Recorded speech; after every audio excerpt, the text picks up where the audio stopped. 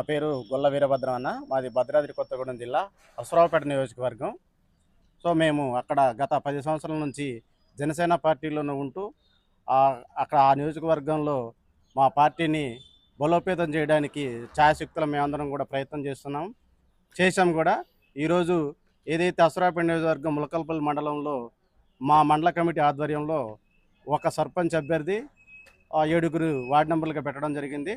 వారు కూడా మిగతా పార్టీలతో అలయన్స్ పెట్టుకోకుండా ఎటువంటి పార్టీల యొక్క ప్రలోభాల లోను కాకుండా పోటీ చేయడం జరిగింది. ఆ విధంగా మాకు ఈరోజు పవన్ కళ్యాణ్ గారు ఓడిపోయినా మరి గెలిచిన అభ్యర్థులందరినీ కూడా పాసులు ఇచ్చి మమ్మల్ని కలవడం జరుగుతుంది.